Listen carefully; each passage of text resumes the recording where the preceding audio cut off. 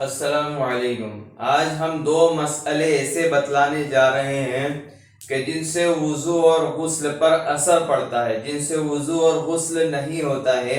اس لیے ہمیں اس بات کی طرف توجہ رکھنی چاہیے اور دھیان رکھنی چاہیے کہ کیا ہم ان غلطیوں کے اندر مبتلا ہیں۔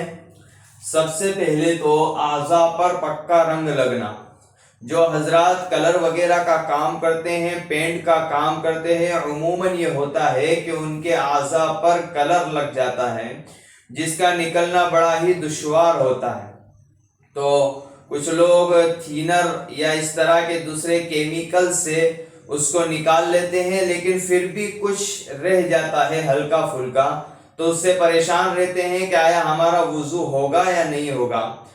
تو حتی الامکان کوشش کرنے کے باوجود اگر نہیں نکلتا ہے اور تھوڑا موڑا رہ جاتا ہے تو ایسی صورت میں اس کا وضو یا غسل ہو جائے گا، لیکن حتی الامکان ہمیں نکالنے کی کوشش کرنی ہے۔ اس وقت کیمیکل اور اسی طریقے سے تھینر سے اس طرح کے کلر نکل جایا کرتے ہیں، اس لیے ان سے چھڑا لیں۔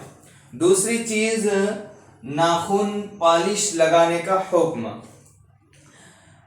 عورتیں اپنے ناخن پر پالش لگاتی ہیں، تو ناخن پالش، اسی طریقے سے نیل پالش کا کیا حکم ہے؟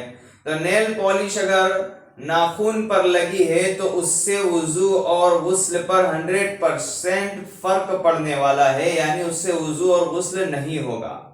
اس کے بجائے عورتیں زینت کے لیے مہندی کا استعمال کر سکتی ہے، ان چیزوں کا استعمال نہ ہی کرے تو بہتر ہے، کیونکہ اگر یہ چیز آپ کے ناخن پر لگی رہی تو ایسی صورت میں نہ تو آپ کو وضو ہونا ہے نہ غسل ہونا ہے۔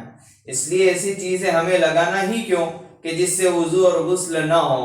اس لیے ان سے بچتے ہوئے زینت کے لیے مہندی کا استعمال کریں، ان چیزوں کا استعمال نہ کریں۔